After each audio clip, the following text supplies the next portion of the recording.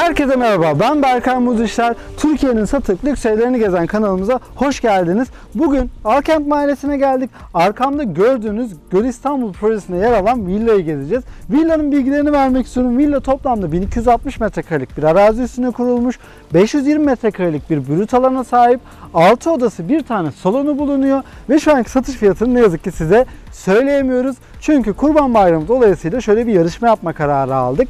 Bu evin fiyatını tabii ki kapak fotoğrafında ve açıklamada ipuçları bulacaksınız. En yakın tahmin eden 3 kişiye ve kanalımıza abone olması gerekiyor bu kişilerin. 3 kişiye 1 yıllık YouTube Premium hediye edeceğiz. Böyle özel bir şey yapmak istedik. Umarım hoşunuza gider böyle bir yarışma. Dediğim gibi açıklama kısmında ve kapakta bu ipuçları bulacaksınız. Ona göre tahminler yapmanızı bekliyoruz. Ve önümüzdeki ayın sonuna kadar da geçerli olacak bu yarışma. Evet, hadi şimdi giriş kısmından başlayalım.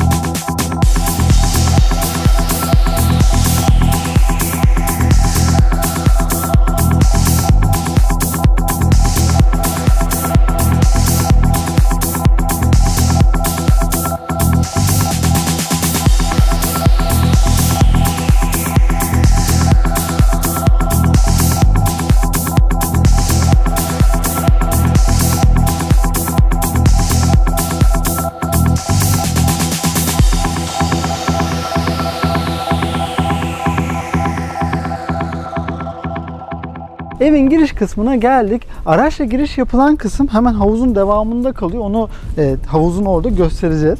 Devam ettiğinizde direkt ilk aslında bir kapı karşınıza çıkıyor. Burada güvenlik sistemlerini, yani kamera sistemlerini görebilirsiniz.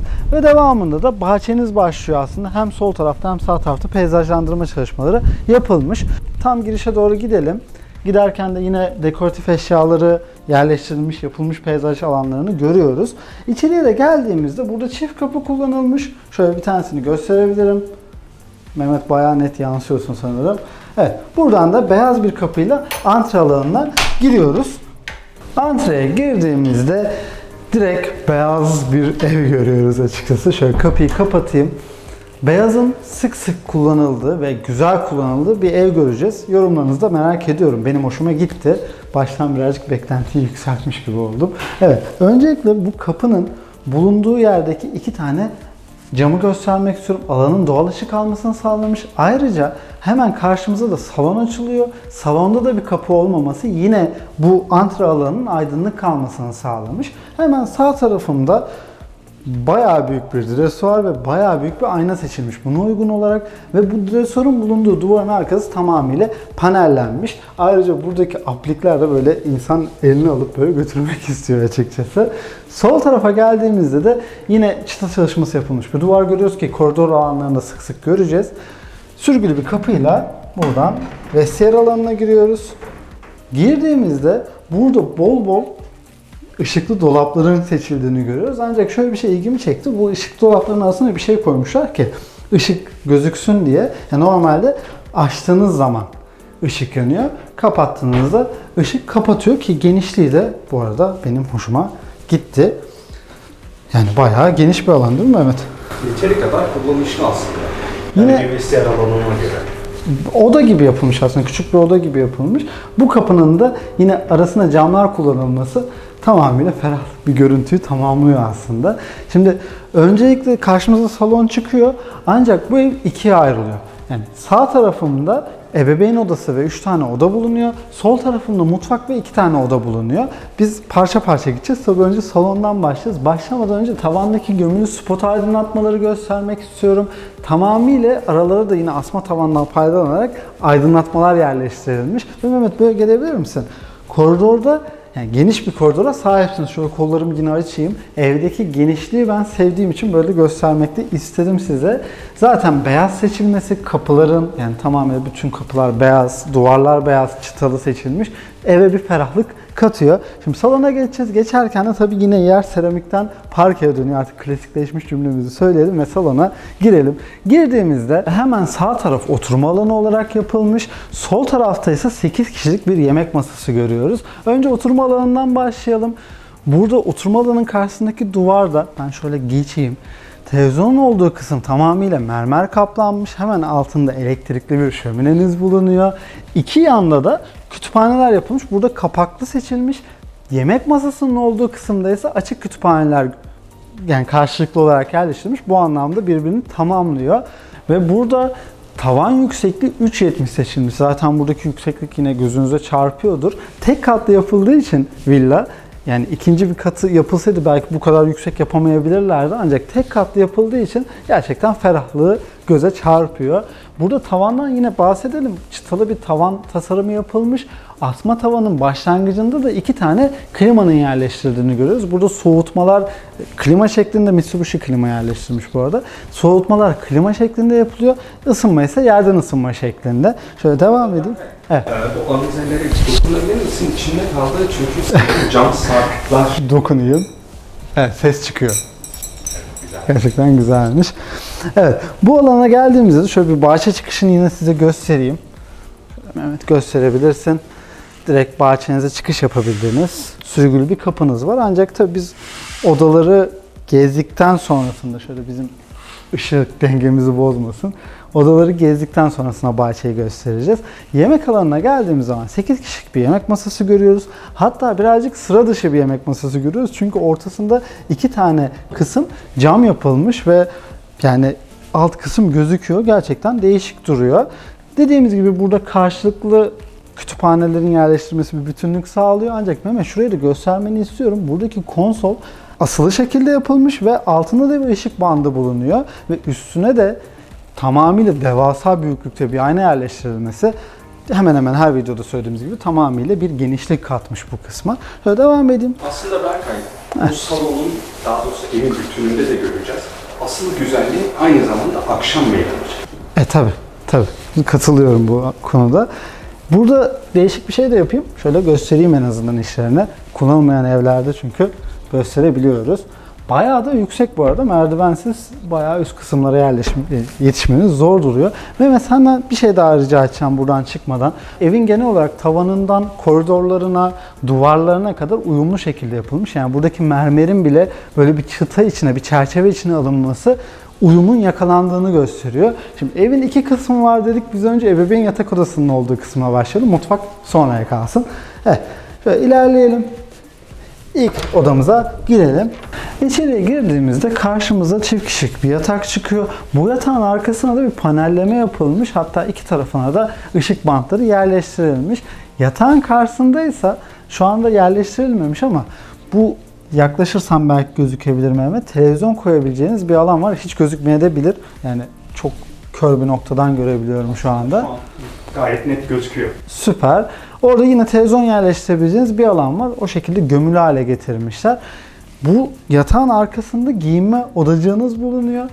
Oraya geçeceğiz ancak geçmeden de şu avizeden tabii ki bahsetmek istiyorum. Aralara mermerler yerleştirerek özel bir çalışma yapılmış. Yine avizeleri seve seve gösterdiğim bir evdeyiz. Şimdi giyinme odacığına geçelim. Girdiğimizde sağ tarafımızda açık rafları görüyoruz. Sol tarafımızda ise tamamen dolaplar şeklinde, depolama alanları şeklinde yapılmış. Burada bayağı bir marka da görüyoruz açıkçası. Bayağı markalı şeyler, örnek villaya yerleştirilmiş. Bir ortaya da makyaj masası yapılması tabii yine güzel düşünülmüş bir detay. Şimdi buradaki dolapları açalım. Şöyle değişik açılış şekilleri var. Açayım.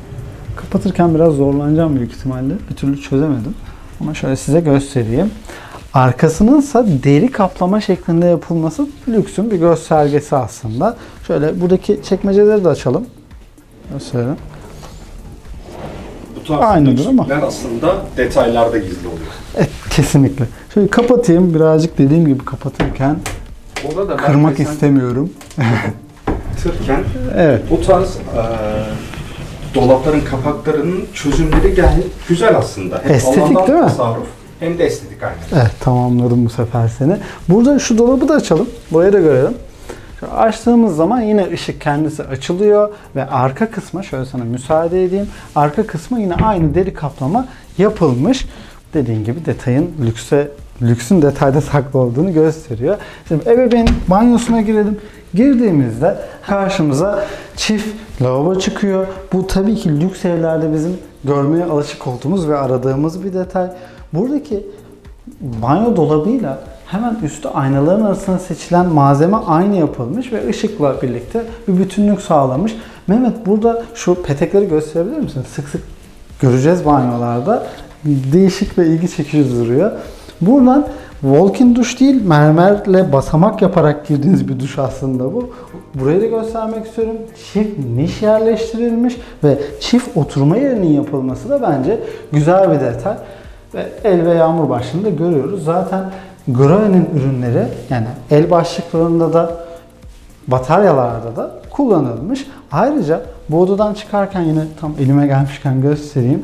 Bütün ısınma sistemleri odalarda ayrı ayrı seçilmiş. Yani bu bence lüks anlamında yine önemli bir detay. Yani banyonun ayrı, odanın ayrı, hepsinin ayrı ayrı. Gerçekten güzel. Gerçekten birçok seçenek sunuyor, rahatlık sunuyor. Tabii ki herkes kendine göre ayarlayabilecek. Zaten yani her odanın banyo tuvaletinin olması lüks evlerde, işte çift lavabo olması, bu tarz detaylar, yani her odanın ısınmasının ayrı olması, bu tarz detaylar lüksü gösteriyor. Bu arada odadan çıkarken de koridorda bu çıtaların hepsinin el yapımı olduğunu bilgisini verdiler. Onu da söylemeden geçmeyelim. Şimdi diğer yatak odasına giriyoruz. Girdiğimizde yine karşımıza 2 kişilik bir yatak çıkıyor. Arkası yatağın yine panellenmiş ve bu panelin devamında da 4 kapaklı bir dolap var. Karşısında da hem makyaj masası alanı hem de çalışma alanı yapılmış. Burada benim ilgimi çeken bir detay var. Hem bu asma aplik diyebilirim. Gayet değişik ve şık duruyor ve sana doğru geleceğim Mehmet. Buradaki kulplar gerçekten ilgi çekici duruyor. Hatta dolapta da yine böyle gelebilirsen, dolapta da aynı şekilde kullanılmış. Şöyle gösterebiliriz. Hatta açmışken dolabın içini de gösterelim. Yine iç kısımda bir deri kaplaması yapılmış. Evet, seni bayağı zorlayan açılar. Şurayı açayım istersen. Buraya da Daha farklı bir kaplama sanırım. daha farklı bir kaplama yapılmış. İçerideki çekmecelerde de dolap durmadı. Evet. Yine aynı şekilde kulplar kullanılmış. Böyle gösterebilirim. Olabildikçe detaylı göstermeye çalışıyoruz. Tuvalet banyosuna bakacağız ancak öncesinde ya buna evet takılma riski var ama ya bu benim çok aradığım bir özellik açıkçası. Çünkü şöyle çekmek gerçekten güzel. Ya mobilya anlamında bu tabii ki evle bağımsız olarak söylüyorum. Yani gerçekten hoşuma gitti bu özellik. Bu da bizlere fikir vermiş oldu. Evet, kesinlikle hep böyle kaldırırsın, çekersin orada tutma yeriyle. Güzel. Evet, içeriye girdiğimizde karşımıza walk-in bir duş çıkıyor. Hemen sağ tarafta da ayaklı bir lavabo kullanılmış. Bu ayaklı lavabo aslında demin gördüğümüze çok da benziyor. Şöyle walk-in duşa bakalım. Çift mermer kullanımı yine şık bir, çift seramik kullanımı açıkçası. Yine şık bir görüntü katmış. El ve yağmur başlıklarını görüyoruz. Mehmet, çıkmadan önce buradaki şu ilaç dolabını da şöyle gösterelim. Demin göstermedik çünkü. Evet, şöyle kapıyı kapatayım. Yatağa doğru düşme, dikkat et. Evet. Buradan diğer odamızı görelim. Çocuk odalarında benim en sevdiğim odayı göreceğiz hatta. İçeriye girdiğimizde karşımıza yine çift kişilik bir yatak çıkıyor. Yine arkası panellenmiş ancak daha değişik bir malzemeyle panellenmiş. Yatağın sağ tarafında da kütüphaneyi ve çalışma masasını görüyoruz. Şöyle geleyim ben de. Bu arada fark ettin mi bilmiyorum ama mobilyalarda hep bu mesela asma aplik dediğimiz şey farklı seçilmiş. Kuluplar uyumlu ve farklı seçilmiş. Bu kuluplarla karşıdaki dolaptaki kuluplar uyumlu. Güzel, yani uyum güzel açıkçası. Çok güzel dedim değil mi Mehmet yine? Beğendiğim zaman diyorum yani. Bir kelime bulalım sana. Evet, lazım. Bazı kişiler şey yapıyor çünkü hep güzel dedim, farklı bir şey söyledi. Hoş diyeyim. Hoş geldi gözüme. Evet, burada dolaplara da bakalım.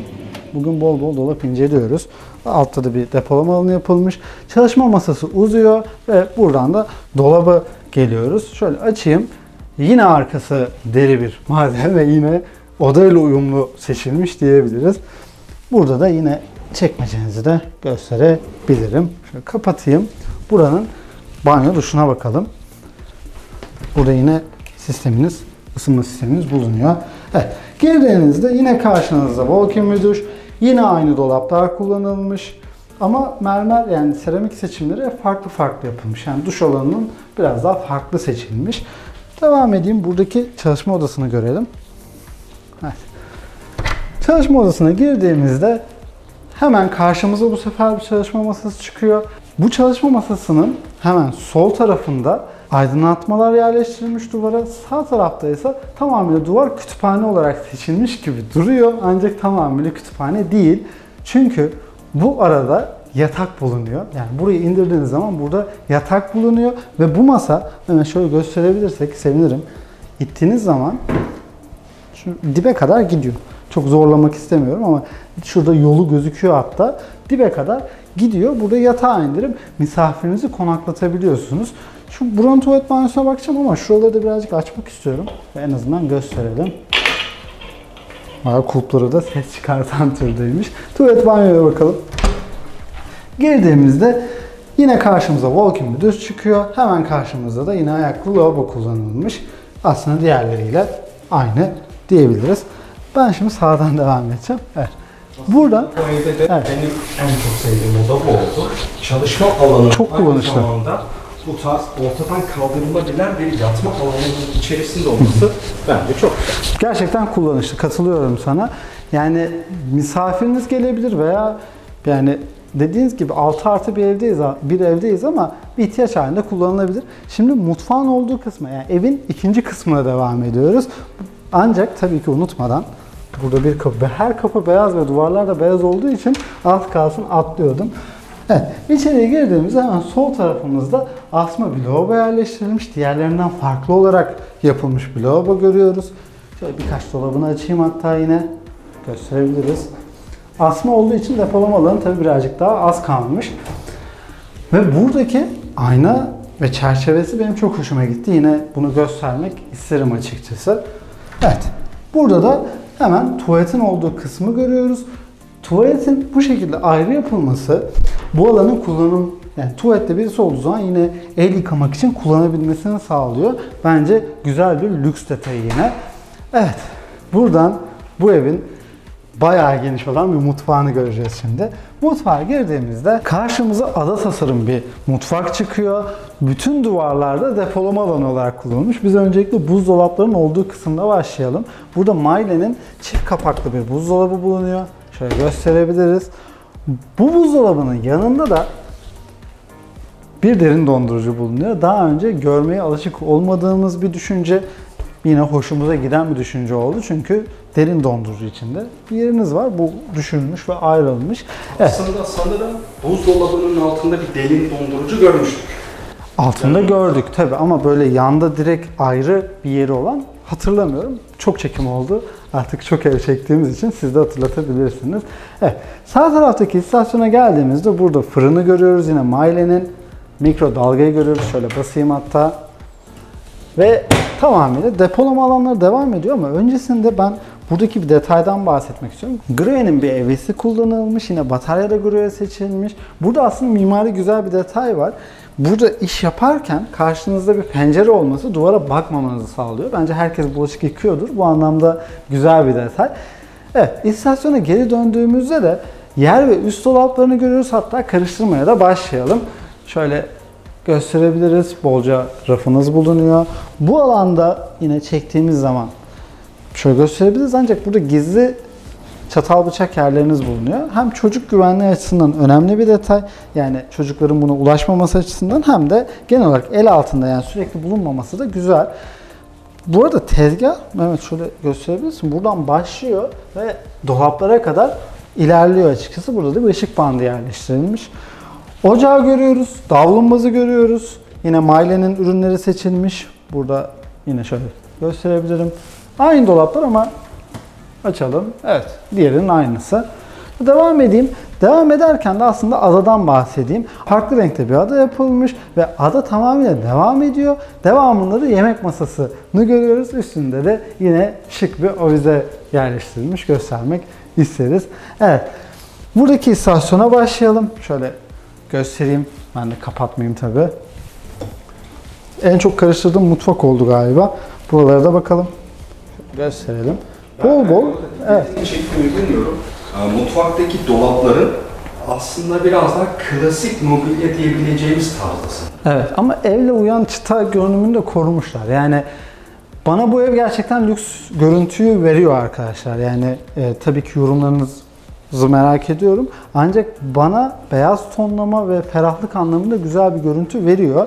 Ve yani genel bir uyumu da var. Yani baktığın zaman çıtalı görüntü bana direkt koridordaki ve salondaki çıta görüntüsüyle uyumu gösteriyor. Hatta tavandaki, yani tavanlar da ebeveyn odasında ve diğer odalarda yine ışıklı ve çıtalı yapılmış.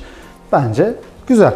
Şimdi buradan bu mutfağın hemen yan kısmında bulunan kiler alanını gösterelim. Ayrı bir kiler odanız da yapılmış. Şöyle hatta evet, ışığını da açayım. Yine tamamıyla depolama dolaplarınız yerleştirilmiş. Yani üç tarafınız da dolap şeklinde geliyor. Ayrı bir kiler olması hemen mutfağın girişinde. Üzgünüm ama yine iyiydi bir detay. Evet.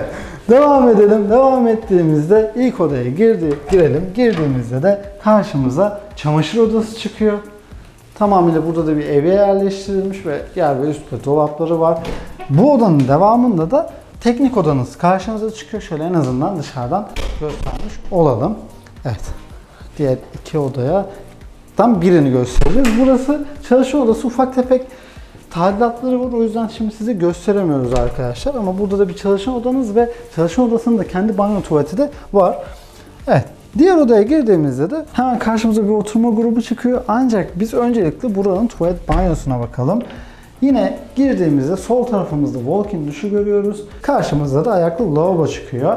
Burada yine el ve yağmur başlığı Grohe marka seçilmiş. Batarya da yine Grohe marka seçilmiş. Burada ilaç dolabını da en azından yine göstereyim size. Evet. Buradan da odaya dönelim. Odada burası bir yatak odası da yapılabilirdi ancak bu şekilde oturma odası yapmayı seçmişler. Direkt arkası ahşap bir kaplama olmuş. Karşısında da TV ünitesini görüyoruz. Hatta yorulmuşken şöyle oturalım da. Mehmet, ben evi genel anlamda ferahlığını ve genişliğini sevdim. Umarım izleyicilerimiz de sevmiştir. Evet. Ev aslında, yani sözünü bitirmedim. Fark ettim. Ev aslında daha önceki evlerde çok rastlamadığımız, birkaçında da vardı. Girişten itibaren genişliği sağlıyor. Tamam. Yani hem tavan yüksekliği açısından hem beyaz renk açısından gerçekten çok ferah duruyor. Bunu aslında Kesinlikle. dışarıda da göreceğiz sanıyorum. Tek katlı olmasının bir avantajı bu. Katılıyorum. Tek kata her şeyi yerleştirmişler. Düz ayak olması her zaman daha iyi. Tabii ki bu arada kanalımıza da abone olmayı, videoları beğenmeyi ve yorum yapmayı da unutmayın. Biliyorsunuz sizlerin beğenisi, abone olması ve yorum yapmasıyla büyüyoruz aslında. Elimizden gelenin de en iyisini deniyoruz her çekimimizde. Şimdi salonun oradan bahçeye çıkış yapacağız. Bahçeyi ve otoparkı göreceğiz. Girişte de bahsetmiştim bir otopark alanı olduğundan. Giriş kısmında buluşuruz.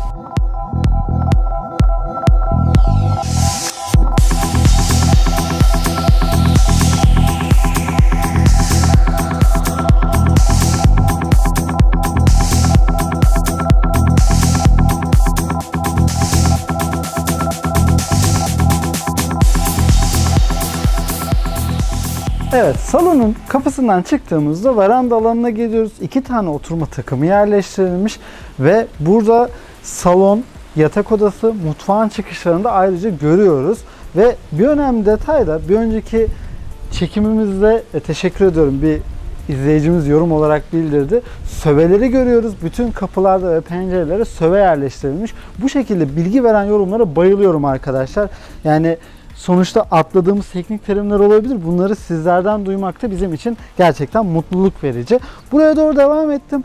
Çünkü girişte peyzaj alanı başlıyor demiştim. Hem bu tarafta hem de diğer tarafta tamamıyla peyzaj alanının geldiği yolları da görebiliriz. Yani hem sol tarafında hem de sağ tarafımızda ileride bulunuyor. Şu çimlere basacağım ancak basmak zorundayım.